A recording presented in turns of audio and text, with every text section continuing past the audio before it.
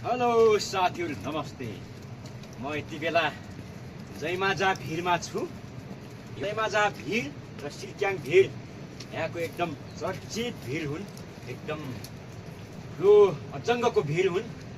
यो बाटो यसरी चाहिँ यहाँ अप्ठ्यारोको सामना गरेर चाहिँ यो ट्र्याक खोलिएको छ। यो रोल्पाको थबाङ जोड्ने सडक हो। यो रोल्पा थबाङ जाने सडक हो। यो रोल्पा सुलिचौर हुँदै थबाङ जाने सडकमा आज म पुष्पाङदेखि उवा घुमेर पैदल, यति बेला यहाँ गाडी चल्दैन, झम्कीको डरलाग्दो भयङ्कर ठुलो पहिरोको कारणले यो हरेक बर्खा यो बाटोमा गाडी चल्दैन। त्यसैले म पैदलै सेरमको बाटो हुँदै पुष्पाङ राखे तिहार मेला अवलोकन गरेर आज उवाको राखे तिहार घुमे नाच मेला हेर्ने भनेर गएको। पानी एकदमै पर्यो, यहाँ भिजाएर बर्बाद छ साथीहरू।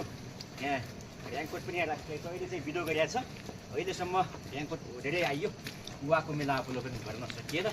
यो बाटोमा आउँदै गर्दाखेरि यो जयमाजा भिर चाहिँ साथीहरूले सुन्नुभएको होला, सिर्क्याङ भिर भन्ने पनि सुन्नुभएको होला। त्यस्तो खालको चाहिँ पोखरा खोपेर यहाँ बाटो बनाइएको छ यो भिरमा।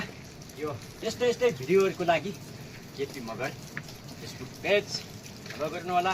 यस्तै खालको जानकारीहरू मन पर्यो भने, मेरो विषयवस्तुहरू मन पर्यो भने सेयर पनि गरिदिनु होला।